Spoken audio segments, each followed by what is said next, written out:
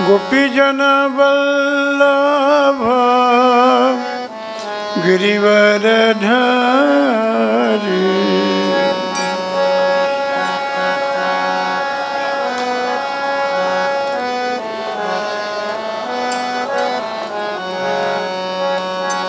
गोपीजन वल्लभ गिरिवरधारी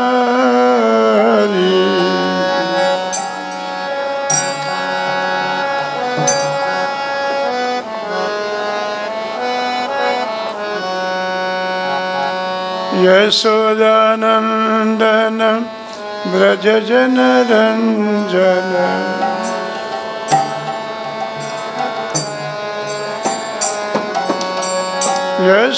यशोदानंदन व्रजजनरंजन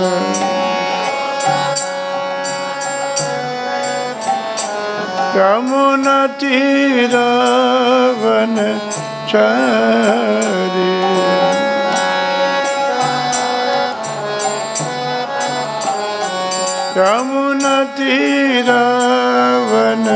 यमुनातीरवनचारी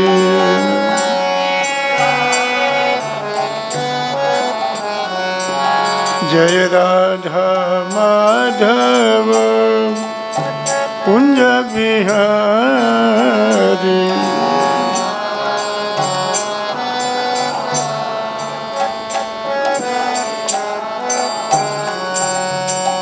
राधा माधव कुंज बिहारी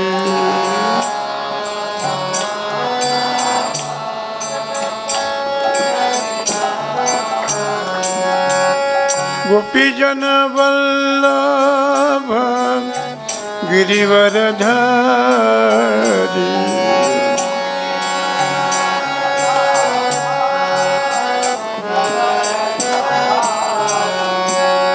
गोपीजन वल्लभ गिरिवरधारी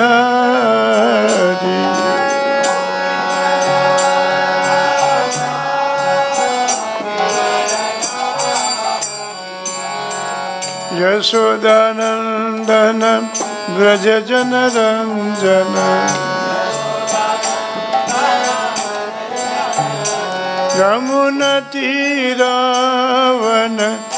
यमुनातीरवनचारी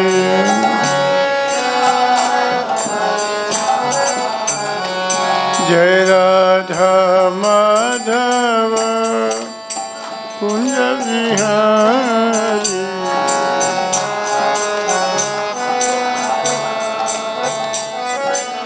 श्लोक निकाल देना।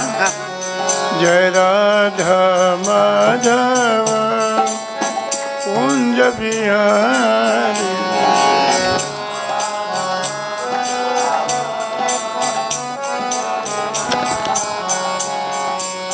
हरे कृष्ण कृष्ण कृष्ण हरे हरे हरे राम राम राम हरे हरे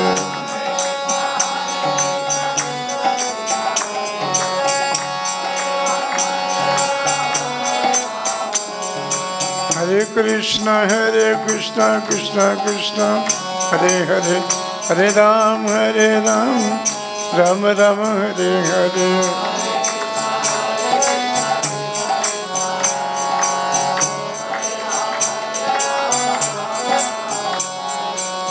हरे कृष्ण कृष्ण कृष्ण हरे हरे श्री राम राम राम हरे हरे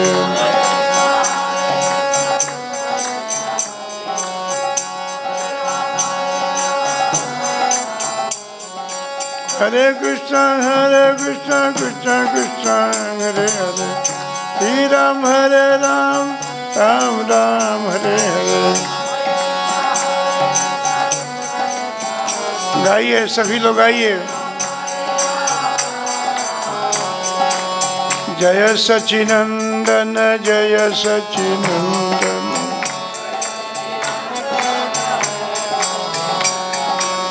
जय सचिनंदन गौर हरि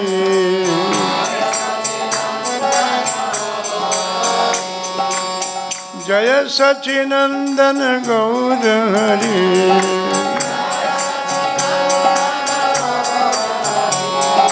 हरि बोल हरि बोल, हरि बोल हरि बोल, हरि हरि हरि बोल, हरि हरि हरि बोल। हरे कृष्णा कृष्ण कृष्ण हरे हरे, हरे राम राम राम हरे हरे। ताली बजाइए सभी लोग, गाइए।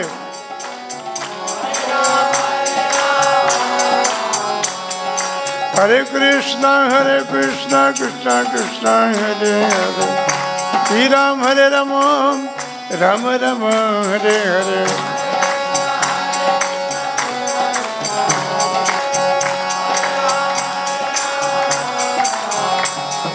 हरे कृष्णा कृष्ण कृष्ण हरे हरे राम राम राम हरे हरे।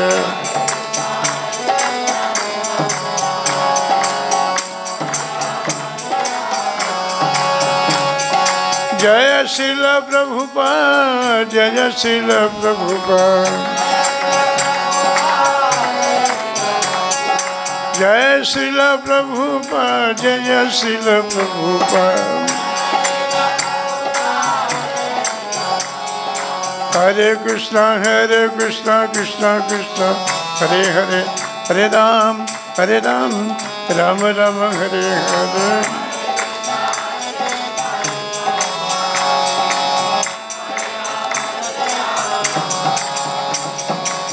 कृष्ण बलराम कृष्ण बलराम जय कृष्ण बलराम।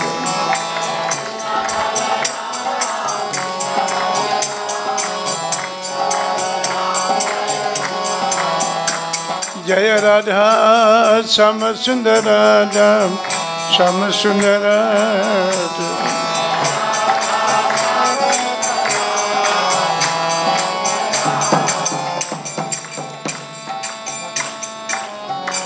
श्रील प्रभुपाद जी महाराज की जय, चैतन्य महाप्रभु की जय, हरिनाम संकीर्तन युग धर्म की।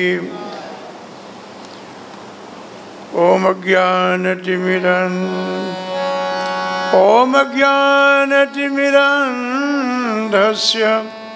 ज्ञानाञ्जनशलाकया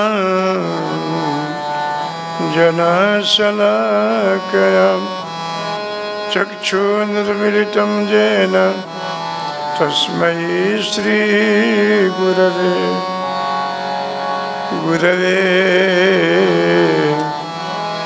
गौरचन्द्राय राधिका तदयालयं कृष्णाय कृष्णभक्ताय तद्भक्ताय नमो नमः। नमो महावदान्याय कृष्ण प्रेम प्रदायते कृष्णाय कृष्ण चैतन्य नामने गौरतुसे। हे कृष्ण करुणा सिंधु दीनबंधु जगतपते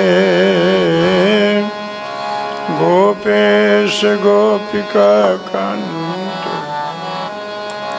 राधा कांचन तप्त कांचन गौरांगी राधे वृंदावनेश्वरी वृष भानुसुते देवी प्रणमामि हरिप्रिय। आराध्यो भगवान ब्रजस्तनयस्तधाम वृंदा रम्या काचिदुपासना ब्रजवधू वरगण्यकल्।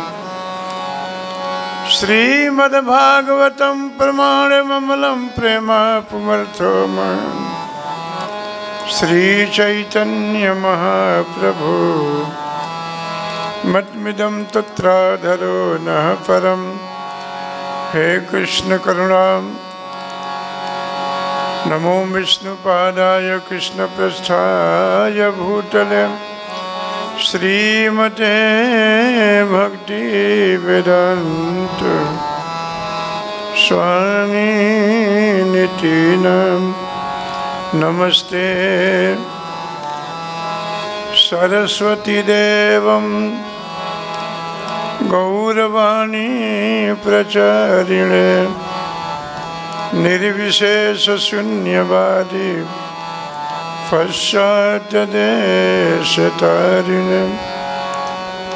जय श्री कृष्ण चैतन्य प्रभु नित्यानंद श्री अद्वैत गदाधर श्रीवासदि गौरभक्तवृंद। हरे कृष्ण कृष्ण कृष्ण हरे हरे, हरे राम राम राम। आवाज़ बहुत कम है, प्रसाद की व्यवस्था है पूरी। हरे कृष्णा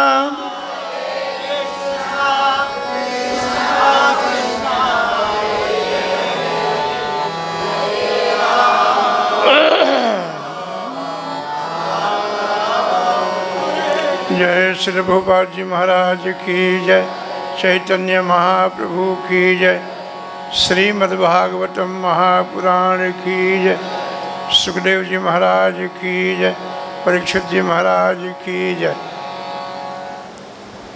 आपको मैं एक छोटी सी बात बताता हूँ, फिर भागवत में चलते हैं। अरे लाला इसको इधर रख भाई। एक संत थे, वो कथा कर रहे थे। उनका शिष्य कथा कर रहा था। ठीक है, धन्यवाद। तो शिष्य कथा करके आया, बड़ा सुंदर कथा किया उसने। कथा करके जब लौटा तो गुरुजी ने कहा कि देख बेटा, जब तुम कीर्तन करते हो ना, कथा करते हो ना, तो कीर्तन भी कराया करो बीच बीच में। शिष्य को थोड़ा सा अनकंफर्टेबल लगा, ठीक नहीं लगा। शिष्य ने पूछा कि गुरुजी कथा चल रही है, कथा की धारा टूट जाएगी, बीच में हम कीर्तन कराएंगे तो ठीक नहीं रहेगा। बोले कि नहीं बेटा, कीर्तन तो करना ही चाहिए, कलयुग में कीर्तन की ही महिमा ज़्यादा है। शिष्य ने पूछा कि कीर्तन कराने से क्या फ़ायदा है? हर चीज़ में हम लोग को फ़ायदा चाहिए ना, लाभ। गौशाला में जाएंगे तो क्या लाभ है? प्रसाद मिलेगा, कथा भी मिलेगा, प्रसाद भी मिलेगा। क्या लाभ होगा?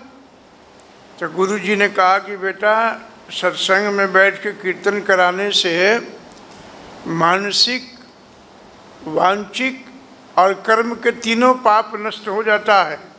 कर्म के पाप, वाणी के पाप और मन का पाप। जो अपने मन से किसी को गलत सोचा है, वाणी से आपने किसी को गलत बातचीत किया है, और कर्म से जो पाप हो गया है, वो तीनों नष्ट हो जाता है। शिष्य ने पूछा कि गुरुजी कीर्तन जब हम कराएंगे कथा के बीच में और सब कीर्तन करेंगे तो फिर पाप कहाँ जाएगा निकल के? पाप के लिए भी तो रास्ता कुछ होना चाहिए, पाप जाएगा कहाँ? तो बोले कि बेटा देखो, जो कीर्तन में, कथा में बैठ के जो कीर्तन करेगा उसका पाप निकल जाएगा। बोले जाएगा कहाँ? बोले कि जो कीर्तन करेगा उसका पाप निकल करके जो कथा में बैठ के कीर्तन ताली नहीं करता है, बजाता है, कीर्तन नहीं करता है, उसके मूड में घुस जाएगा जाकर। अब देखो, कथा के बीच बीच में तो कीर्तन करना चाहिए, ताली बजाना चाहिए। ताली बजाने से भी आपकी तलहटी में जो खराब वाली रेखा है ख़त्म हो जाता है। बड़ी सब विज्ञान है ना ये सब। ताली क्यों बजाना चाहिए, हाथ क्यों ऊंचा करना चाहिए, क्यों नृत्य करना चाहिए भगवान के सामने, ये सब विधि है। जवान आप लोग हो अभी, आप लोगों को ये सब बहुत उत्साहपूर्वक करना चाहिए। तो आइए हम विषय पाते हैं। ओम नमो भगवते वासुदेवाय।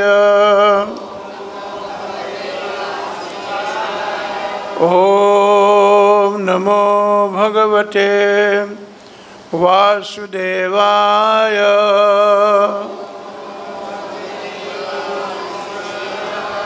ओम नमो भगवते वासुदेवाय।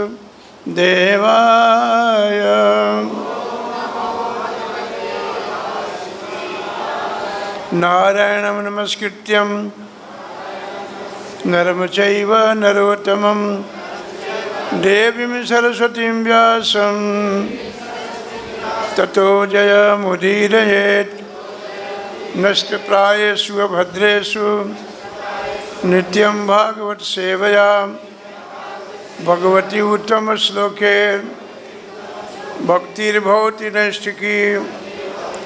Shrimad Bhagavatam 9 canto chapter 4 text number है 30।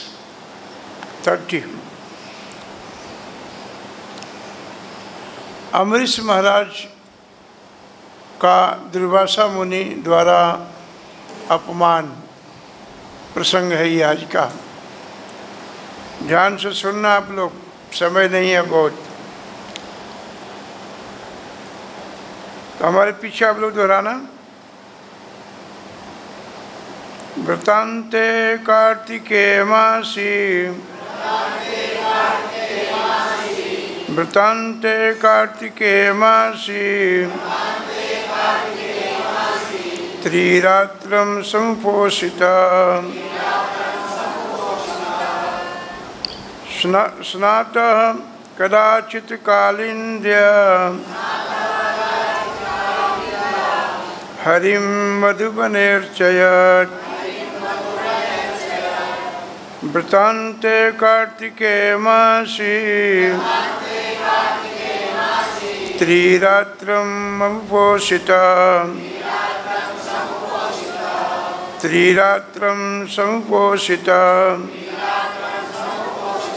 स्नातः कदाचित् कालिन्द्यां हरि मधुवनेर्चिता। हरिं मधुवनेर्चिता। जल्दी पढ़ लीजिए।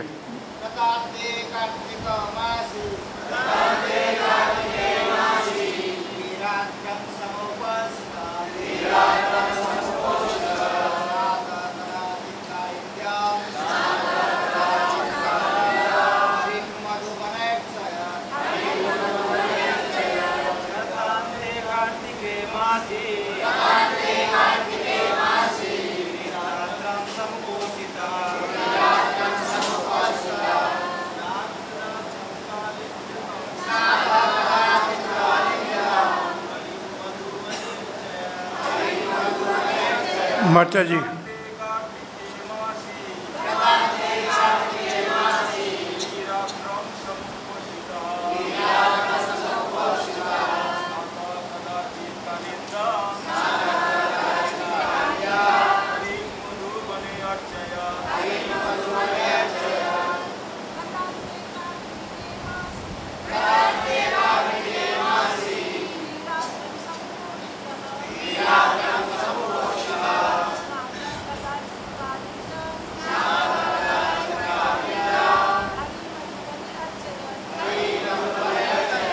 वृतान्ते व्रत रखने के अंत में कार्तिक अक्टूबर नवंबर मास में मासी महीने में त्रिरात्रम 3 रातों तक समुपोषिता पूर्णतया उपवास रखने के पश्चात स्नान करके कदाचित कभी कालिंदयाम जमुना नदी के तट पर हरिम भगवान को मधुबने वृंदावन के मधुबन नामक क्षेत्र में अर्चयत श्री भगवान के पूजा की। अनुवाद 30 से लेकर के 40 नंबर तक का श्लोक है, बीच बीच में हम आपको बताते हैं। एक वर्ष तक उस व्रत को रखने के पश्चात 3 रातों तक उपवास रखकर तथा यमुना में स्नान करके महाराज अम्बरीश ने कार्तिक के महीने में पूर्ण पुरुषोत्तम भगवान श्री हरि की मधुबन में पूजा की। ये महाराज अम्बरीश महाराज हैं।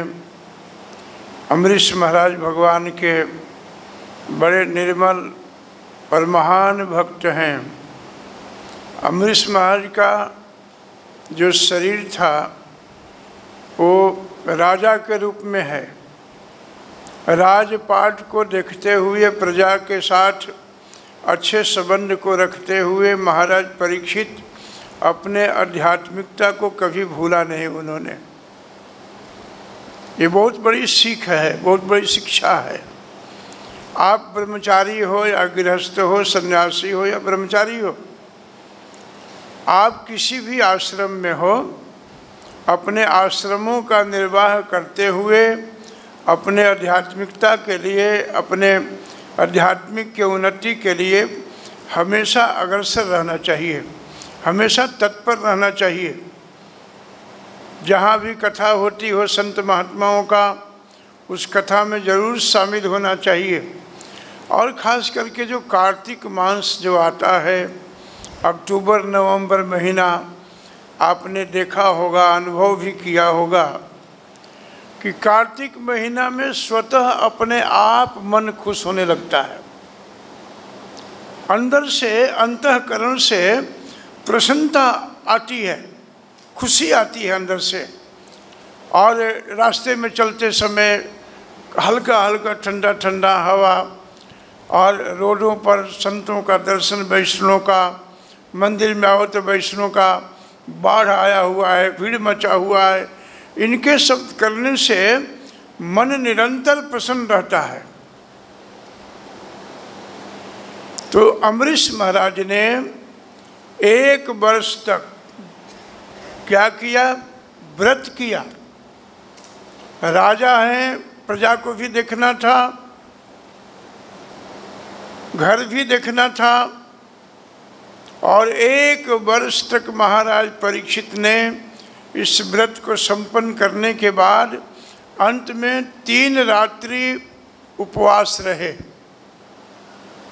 आप लोग कितने दिन उपवास रह सकते हैं? एक दिन एकादशी आता है तो एक दिन पहले प्लानिंग करते हैं कल क्या बनेगा, है ना। 1 दिन रोटी नहीं खाना है, और पहले ही एक दिन प्लानिंग करते हैं, आज देखो कुटू के आटा है, और ये सवा के चावल है, उसका खीर बन जाएगा, आलू के पकौड़े बन जाएंगे। ये सब जब जो हम प्रतिदिन खाते हैं उससे ज़्यादा एकादशी के दिन खा लेते हैं हम लोग। ये कौन सा व्रत है भाई? ऐसे यदि शरीर अच्छा हो, वृद्ध और बालक को छोड़ करके यदि शरीर अच्छा हो, तो हमें कंप्लीट बिना अन्न का, बहुत ऐसे संत लोग हैं हमारे मंदिर में, बहुत ऐसे ब्रह्मचारी हैं जो कुछ नहीं लेते हैं और परिक्रमा करते हैं और जप करते हैं। भाई यहाँ से निकलना है, जब तक हम तैयारी नहीं करेंगे और तैयार नहीं होंगे तो यहाँ से निकलना बड़ा मुश्किल हो जाएगा। गाड़ी रुक जाएगी यहीं पर। ऐसा शरीर फिर नहीं मिलना आपको जिसमें साधना हो, भक्ति हो, दर्शन हो, भागवत बैठ के सुनते हो। देखो अभी आप लोग बैठ करके भागवत सुन रहे हैं, एक शरीर मिला है, ये कितना खूबसूरत सुंदर शरीर है। समझने की शक्ति है, बोलने की शक्ति है, देखने की शक्ति है, सुनने की शक्ति है। परमात्मा तो सबके अंदर बैठे हैं। और हमारे गौशाला में गाय भी हैं, वो भी सतगुणी हैं। बहुत रोड पर कुत्ते भी घूमते हैं, और 10, 20, 50 कुत्तों को इकट्ठा करके बैठा दूं और कहूं कि सुनो, कथा सुनो, वो नहीं सुन पाएगा। शरीर तो उसका भी मिला है, आत्मा तो उसमें भी है, भोजन तो भी करता है, लेकिन यदि वो मान लो सुन भी लिया तो फिर बोल नहीं पाएगा। मान लो अपनी भाषा में बोल भी लिया तो आपने देखा कोई कुत्ता कोई गधे को माला लेके जप रहा हो, देखा आपने कहीं? अरे ये शरीर बड़ा दुर्लभ है, ऐसा शरीर नहीं मिलना आपको। इसलिए अमरीश महाराज शिक्षा देते हैं। 3 रात्रि तक उपवास रहे और जमुना जी के तट पर जाकर के क्या किया उन्होंने? त्रिरात्रम समुपोषिता, जमुना जी में स्नान करके, कालिंदया माने जमुना जी, जमुना जी का एक नाम कालिंदी जी भी है। जमुना जी भगवान की पटरानियों में से हैं। जहाँ पास बहे यमुना पटरानी, जो जमुना जन ध्यान धरो, बैकुंठ मिलो तिनको रजदानी। बैकुंठ मिलता है जमुना जी में स्नान करने से। इसलिए अमरीश महाराज ने जमुना जी में स्नान किया और वृंदावन मथुरा के क्षेत्रों में बैठ करके भगवान क्या कहते हैं इसमें, हरिम यानी पूजा किया, भगवान के विधिवत पूजा किया। ये हमारे देश के बड़े बड़े राजा लोग राजा के रूप में संत होते थे, महात्मा होते थे। राजा में और प्रजा में पिता पुत्र के संबंध जैसा पक्का होता था। प्रजा यदि दुखी है तो राजा सुख नहीं करेगा। जा सुराज प्रिय प्रजा दुखारी, सो नृप होई नरक अधिकारी। जिस राजा के राज्य में प्रजा दुखी है, प्रजा अशांत है, वो राजा कभी सुख नहीं प्राप्त कर सकता। इसलिए राजा में प्रजा में पिता पुत्र के संबंध है। आत्मज मानते हैं राजा लोग। अमरीश महाराज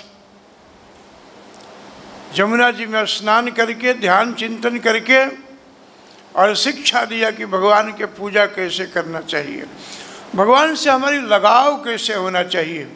एक बार अमरीश महाराज, दास दासियों का भीड़ मचा हुआ है महल में, अनेक दास दासियां हैं, जमौड़ा है दासियों का।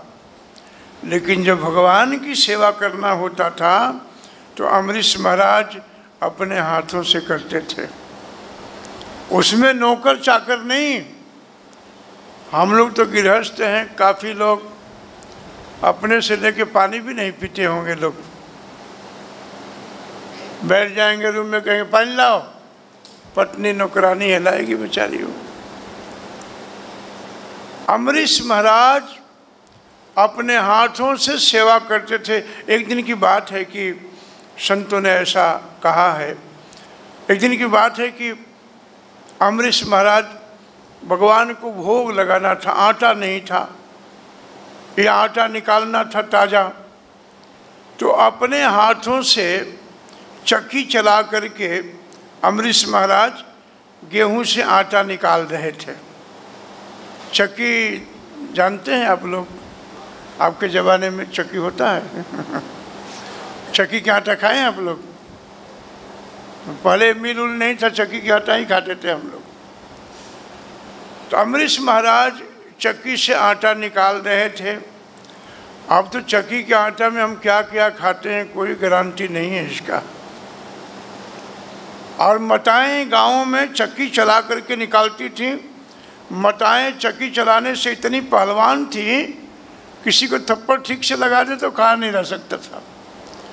आजकल तो चाय बनाने में थक जाती हैं सब, ताकत नहीं रहा सब, खान पान बिगड़ गया सब। अमरीश महाराज आटा निकाल रहे थे अमरीश महाराज सुकुमार शरीर, राजा का शरीर चक्की से आटा निकालते निकालते उनको पीछे पसीना आ गया, उनको पीछे पसीना आ गया। और पसीना जब आया तो भगवान ने सोचा, भगवान वैकुंठपति ऐसा विचार किया कि भाई देखो, अमरीश हमारे लिए राजा होते हुए भी इतना कोमलांग सुंदर और सुकुमार शरीर को प्राप्त करने के बाद अपने हाथों से सेवा कर रहा है। चलो, अमरीश मेरी सेवा कर रहा है, मैं अमरीश की सेवा करता हूँ।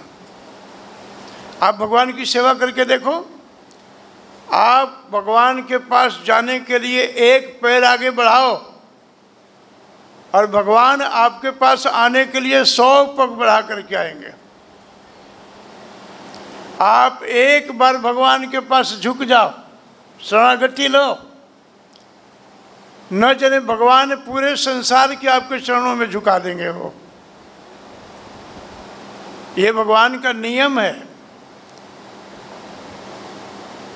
आप एक बार किसी को सहायता करके देखो, आपको निर्जन स्थानों पर भगवान ऐसे अमुक व्यक्ति से सहायता करेंगे जो आप सोच भी नहीं सकते हो।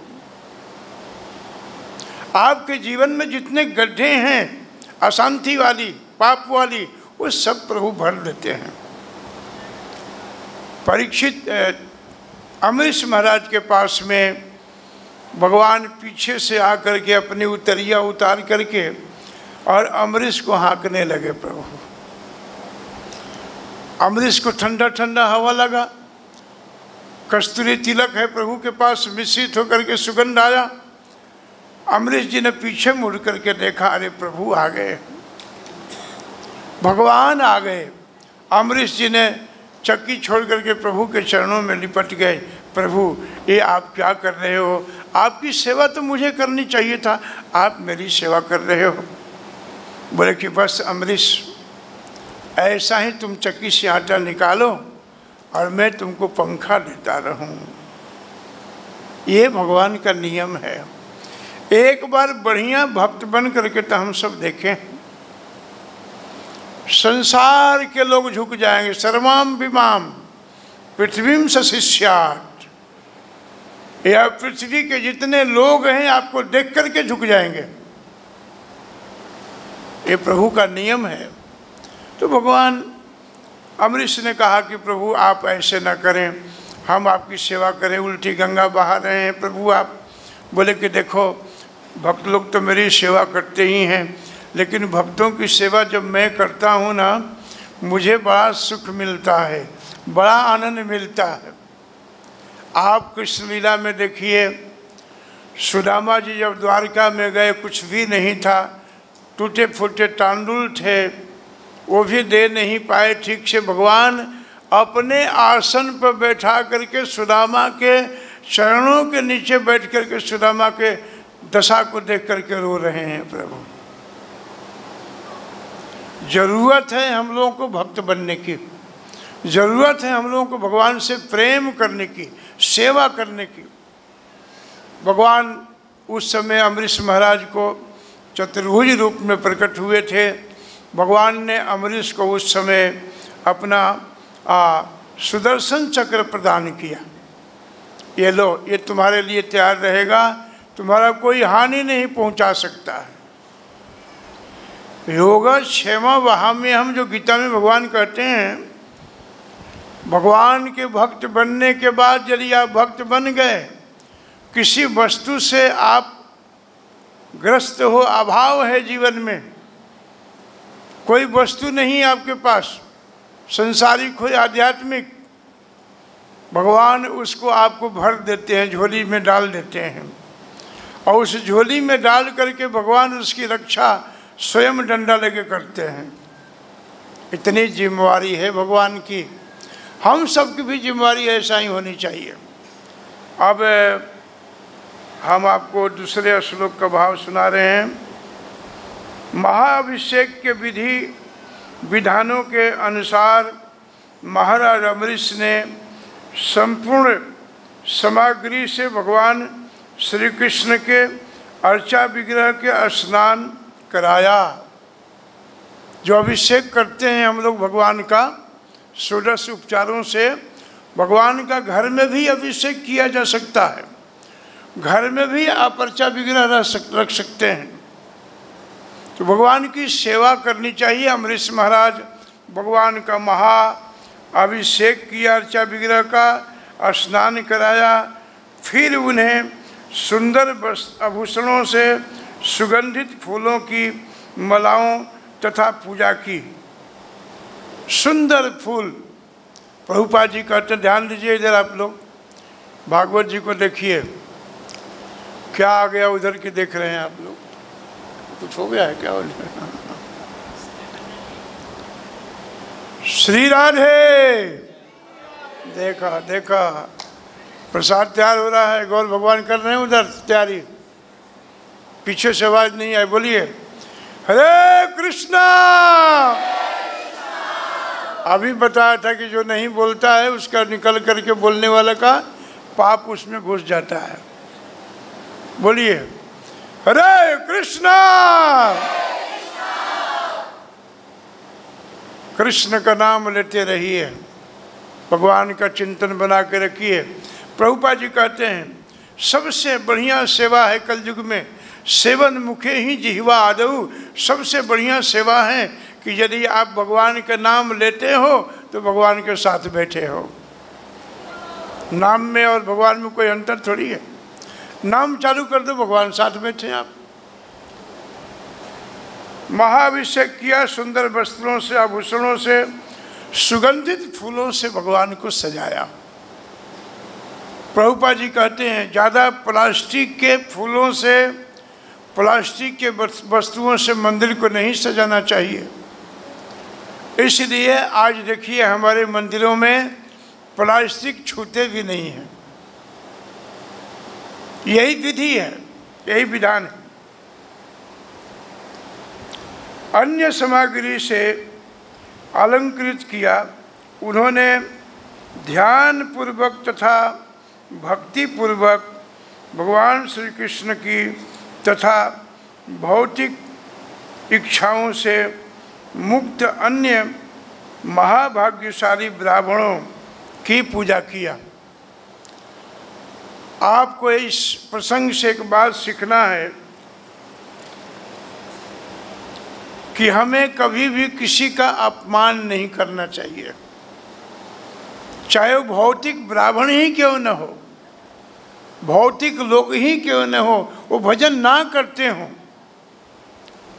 तभी भी अपराध नहीं करना चाहिए। एक बार बड़ी पुरानी बात है, पूज्यपाद गोपाल कृष्ण गोस्वामी के साथ में हम लोग परिक्रमा में घूम रहे थे, बड़ा घाट से ऐसे मुड़ रहे थे, तो एक दो ब्रजवासी थे, वे लोग बैठ के बीड़ी पी रहे थे। तो महाराज श्री ने पूछा कि ये जो ब्रजवासी लोग हैं, ब्रज में बीड़ी पीते हैं, ये सभी भगवान के धाम में चले जाएंगे? तो हम 5-7 लोग थे। तो महाराज जी ने इशारा किया कि बताओ। तो मैं बोला कि महाराज जी आपसे अच्छा कौन जानता है, आप बताइए कि ये लोग जा सकते हैं कि नहीं जा सकते हैं। महाराज ने कहा कि आपका क्या राय है। मैं बोला कि भागवत के 8वें स्कंद में लिखा है कि ब्रजवासी हमारे प्राण हैं, आने जाने वाले। तो हम लोगों के पास नियम है, पहला नियम है कि नो स्मोकिंग, धूम्रपान निषेध है। तो महाराज का भाव ये था, बोले कि देखो, अंत में महाराज ने कहा कि इन ब्रजवासियों के विषय में कुछ कहना हम लोगों की अवस्था नहीं है, हम लोग नहीं कह सकते हैं। उन्होंने बड़ी सुंदर बात बताई, कहा कि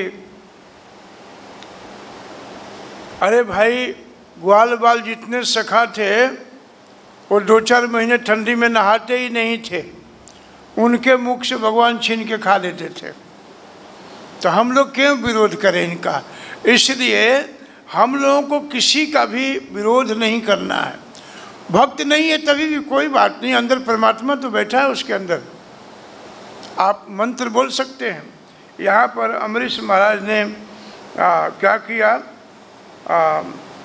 ब्राह्मणों की जो इच्छाओं से मुक्त थे, अत्यंत भाग्यशाली ब्राह्मणों की और जो भौतिक ब्राह्मणों की पूजा किया उन्होंने। पूजा में क्या क्या किया देखिए, बताते हैं।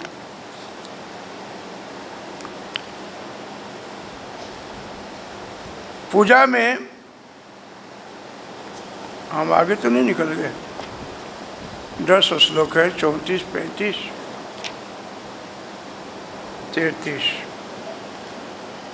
33, 34, 35 अनुवाद। तत्पश्चात, अब जल्दी हम श्लोक पढ़ेंगे, भावार्थ बताएंगे, बहुत देर हो जाएगा, घड़ी यहाँ रखा हुआ है। तत्पश्चात महाराज अम्बरीश ने अपने घर में आए सभी अतिथियों को, विशेषकर ब्राह्मणों को संतुष्ट किया। घर में यदि कोई अतिथि आता है, अतिथि का मतलब क्या, अ माने नहीं, तिथि माने डेट, बिना समय दिए, बिना टाइम दिए जो आपके घर में व्यक्ति आ गया है वही अतिथि है। टेलीफोन कर दिया, मोबाइल कर दिया, हम 5 लोग आ रहे हैं, हम तैयारी कर लिए, उसको अतिथि नहीं कहते हैं। आ माने नहीं, तिथि माने डेट, जो बिना डेट समय दिए आपके घर में पधारे हैं, ऐसी अतिथि की सेवा कैसी होनी चाहिए, देवो भव, अतिथि देवो भव, देवताओं के भांति उनकी पूजा होनी चाहिए। यहाँ पर अम्बरीश महाराज भी घर में आए हुए जितने ब्राह्मण हैं, सदस्य हैं, विशेष करके ब्राह्मणों की बड़ी उन्होंने सत्कार किया, विशेष ब्राह्मणों को संतुष्ट किया। उन्होंने 60 करोड़ गायों को दान में दे दिया। उन ब्राह्मणों को इन व्रत के बाद, पूजा के बाद 60 करोड़ गायों को दान दिया। हमें नहीं कहते कि अब 60 करोड़ दान दो, 1 करोड़ भी ना दो, 1 लाख भी ना दो, 50,000 भी ना दो, 10,000 भी ना दो, कम से कम 1 गाय को दान तो दे ही सकते हो आप लोग।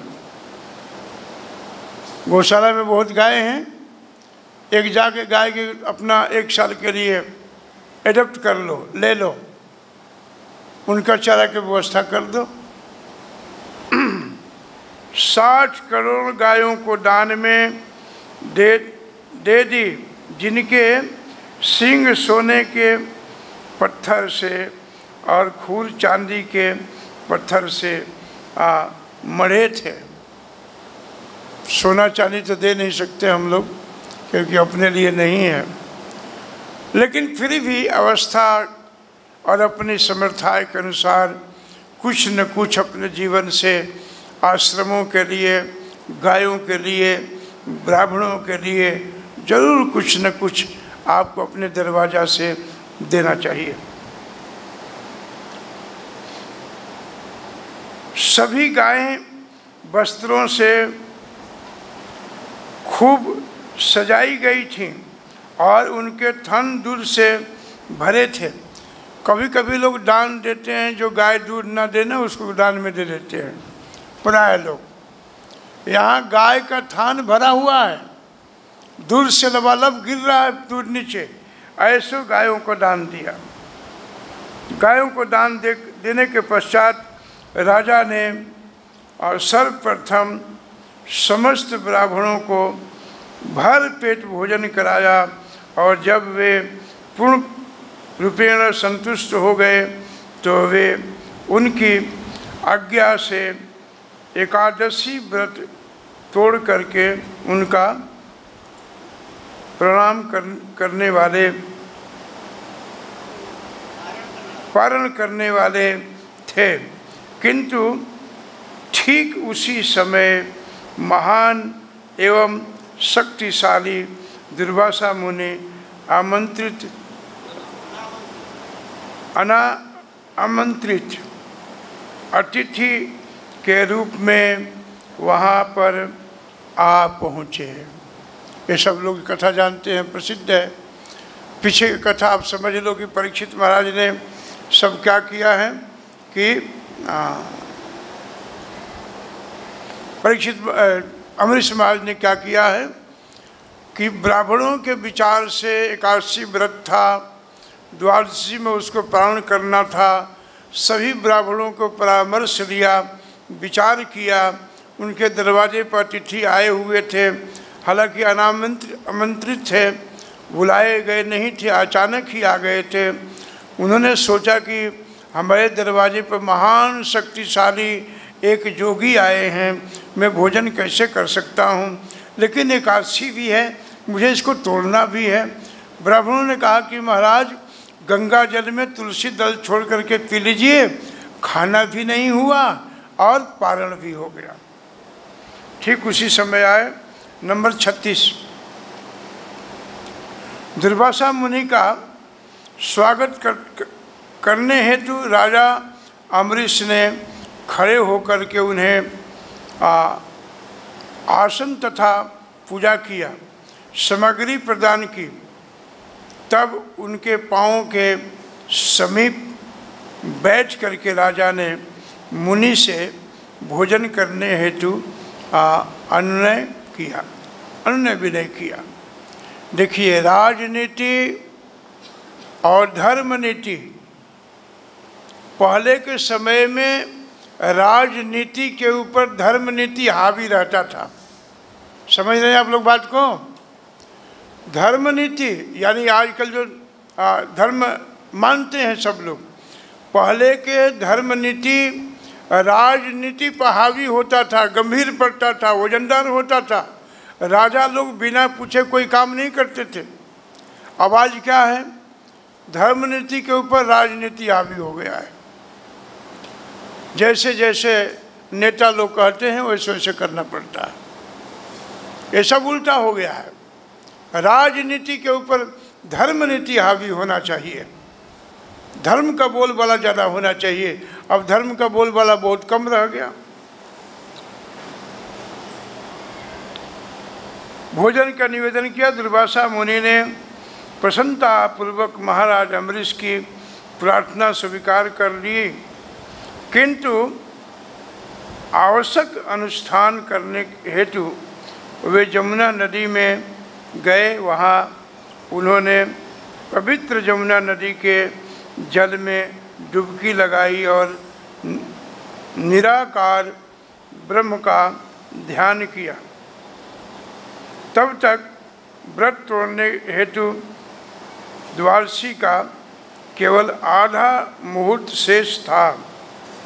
फलस्वरूप व्रत को तुरंत तोड़ा जाना अनिवार्य था। ऐसी विकट परिस्थिति में राजा ने विद्वान ब्राह्मणों से परामर्श लिया। ऐसे नहीं, राजा होते हुए भी कुछ भी कर सकते थे, लेकिन परामर्श लिया। राजा ने कहा, ब्राह्मणों के प्रति सत्कार के नियमों का उल्लंघन करना निश्चय ही महान अपराध है। दूसरी ओर यदि कोई द्वादशी की तिथि में अपने व्रत को नहीं तोड़ता तो व्रत के फल पालन में दोष आता है। अतएव हे ब्राह्मणों, यदि आप लोग यह सोचते हैं कि यह शुभ है तथा अधर्म नहीं है, तो मैं जल पी करके व्रत तोड़ दूं। इस प्रकार ब्राह्मणों से परामर्श करने के पश्चात राजा इस निर्णय पर पहुँचे कि ब्राह्मणों के मतानुसार जल पी लेना भोजन करने के समान माना भी जा सकता है और नहीं भी। ऐसे किया तो आप लोग कथा जानते हैं और आगे तात्पर्य थोड़ा सा है, पढ़ लेता हूँ। प्रभुपाद जी क्या लिखते हैं।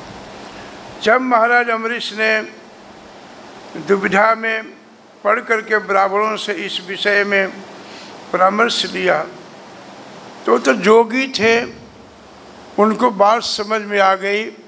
निराकार ब्रह्म का पूजा करने वाले थे। देखिए, अम्बरीश महाराज वैष्णव हैं और दुर्वासा जी योगी हैं। अपने योग के बल से दुर्वासा जी के इस दुर्व्यवहारपूर्ण बात को पकड़ लिया। हालांकि दुर्भाव नहीं था, अपमान भी नहीं था, लेकिन उन्होंने अपना अपमान सहन समझ लिया और अपमान सहन करने के बाद सोचे कि अब तो ये अपराध के योग्य है और बहुत ज़ोर से उनको डांट लगाई, बहुत अपराधी सिद्ध कर दिया कि अपराध किया तुमने। हालांकि अपराध नहीं था, ब्राह्मणों का विचार था। संत वैष्णव से, ब्राह्मणों से बहुत सतर्क होने की आवश्यकता है। अम्बरीश महाराज बहुत सावधान हैं, बहुत सतर्क हैं। हालांकि उन्होंने श्राप दे डाली, अपने सर से एक बाल निकाली, उसमें से कृतिका नाम के एक राक्षसी उत्पन्न हुई, अम्बरीश को मारने के लिए दौड़ पड़ी। भगवान तो सुदर्शन चक्र दे चुके हैं उस राक्षसी को मार करके, और दुर्वासा के पीछे सुदर्शन चक्र लग गया। यदि आप किसी संत, किसी वैष्णव, किसी ब्राह्मण गाय की यदि आप अपमान करते हो तो भगवान भी क्षमा नहीं कर सकते हैं। भगवान में भी ये ताकत नहीं है। आप सब कथा जानते हैं, कल भी इसके प्रसंग आएगा। दुर्वासा जी अपने बचाव में, अपनी रक्षा में भागते भागते शिव जी के पास चले गए। पाहि माम त्राहि माम, मेरी रक्षा कीजिए, मेरी रक्षा कीजिए। अम्बरीश जी तो वहीं खड़े हैं। उनके मन में दया आ गई, ये क्या हो गया, हमारे दरवाजे पर एक जोगी आए। समझ ही नहीं पाए तब तक तो सुदर्शन चक्र पीछे से हिट करने लगा, उनके पीठ को जलाने लगा। भागते भागते भागते भागते शिव जी के पास गए। भोले बाबा ने देखा कि तो विष्णु का अस्त्र है, भैया तुम कहाँ से आ रहे हो, ऐसे ऐसे बात है। बोले कि यहाँ से जल्दी निकल जाओ, मेरा लोक भी जल सकता है, ये तो विष्णु का अस्त्र है, सुदर्शन चक्र है ये। उपाय बताया, ब्रह्मा बाबा के पास जाओ। ब्रह्मा जी के पास गए। ब्रह्मा जी ने कहा कि देखो मैं भी कुछ नहीं कर सकता हूँ। ब्रह्मा जी ने उपाय बताया कि जिनका ये अस्त्र है, विष्णु अस्त्र है, उन्हीं के पास जाओ। देखो इतनी ताकत है, इतना बल है, इतनी तपस्या है कि वो विष्णु लोक में भी चले गए। संत वैष्णव महात्मा का अपराध करके, निंदा करके यदि आप भगवान के मंदिर में हो या उनके धाम में हो, शांति नहीं मिलनी है। इस कथा से ही सीखना है। किसी संत वैष्णव का निंदा, अपमान, कोई दोषपूर्ण भी, उसमें कोई दोष भी दिखता हो, आप उस दोष को कीर्तन नहीं कर सकते, बात नहीं कर सकते। वो विष्णु का भक्त है। भगवान विष्णु के चरणों में डंडे के भांति जाकर के गिर पड़े दुर्वासा जी। पाहि माम त्राहि माम, प्रभु रक्षा करो, रक्षा करो। प्रभु ने बड़े विनम्र भाव से कहा कि देखिए दुर्वासा जी, आप जिस वस्तु से, जिस अस्त्र से दुखी हैं, वो अस्त्र तो मैं अम्बरीश को दे दिया हूँ, अब ये मेरे हाथ में नहीं है, मैं कुछ नहीं कर सकता। यदि आप चाहते हो कि आपको शांति मिले तो आप उसी अम्बरीश के पास जाओ, यदि वो क्षमा कर देंगे तो हमें कोई आपत्ति नहीं है। अम्बरीश जी तो वहीं खड़े ही थे, जा कर के चरणों में गिर पड़े। और गिरने के बाद में अम्बरीश तो सोच ही नहीं पाए क्या हुआ। उन्होंने उठाया, बोले कि उठाओ, उठाने की बात नहीं, मेरी रक्षा करो। ये सुदर्शन चक्र पीछे मेरे पीठ को झुलस दिया, मैं जल रहा हूँ, अशांति में हूँ। अम्बरीश जी तो भक्त हैं। अम्बरीश जी ने प्रार्थना किया, उससे भी शांति नहीं हुआ। अम्बरीश जी ने कहा कि यदि मैं जीवन में जितना तपस्या किया हूँ, जो भक्ति किया हूँ, जो प्रभु का चिंतन किया हूँ, ये सब पुण्य मैं इस दुर्वासा जी को देता हूँ, क्षमा हो जाए। जितना मैंने यज्ञ किया, ध्यान किया, दान किया, मैं सब पुण्य देता हूँ, इनको क्षमा। ये संत का लक्षण है। संत किसी का कभी कुछ बुरा नहीं सोचता है। तो आप सबको भी इस कथा से इस प्रसंग से यही सीखना है। बहुत सुंदर प्रसंग है और समय तो 1 ही घंटा मिलता है, तो हम लोग बड़ा विधिवत सुने हैं इसको, कथा को। बड़ा सुंदर प्रसंग, बड़ा मधुर प्रसंग। और इस प्रसंग का सारभूत तत्व ये है कि हमें जप खूब करना हो, मंगला आरती में खूब आओ, खूब पुण्य अर्जन करो, खूब भक्ति को अर्जन करो, खूब संतों के साथ बैठो, लेकिन सावधानी बरतना, किसी संत का जिह्वा से हल्का शब्द भी न बोला जाए कभी। यदि कोई दोष भी नजर आता है, आप कान आँख दोनों बंद करके चले जाओ। मन को भी समझा लो, मन को भी चिंतन ना करने दो। अजामिल मन से चिंतन किया था ना, क्या हुआ? घर में समिधा रख करके आ गया वहाँ पर। मन में ही नहीं रहने दो, मिटा दो उसको। आप मंत्र का जाप करो, हरे कृष्णा हरे राम। भूल के भी संत का अपमान नहीं करना है कभी। शपथ लो आज से, किसी संत का अपमान नहीं करना है। भजन करता है नहीं करता है, किस अवस्था में है, आप क्या जानते हो उसके विषय में? वैष्णवों को देख करके थोड़ी समझा जा सकता है। चैतन्य महाप्रभु कहते हैं, वैष्णव मुद्रा विगे ना बुझीला। अरे उसको देख के कैसे समझ सकते हो? वो चलते फिरते सोते सोते भी भगवान का चिंतन कर रहा हो। जब भरत जी को डोली में लगा दिया रघुगण ने, उस अवस्था में भी जीवों पर दया और चिंतन चालू था, वो समझ नहीं पाया। इसीलिए संत वैष्णव से नज़दीक रहो, ज़्यादा उनके दोषों का दर्शन ना करो। जय श्री कृष्णा। सदा सुखी रहें आप सब, स्वस्थ रहो, संपन्न भी रहो, आप सबकी खूब भक्ति बढ़े। धन्यवाद।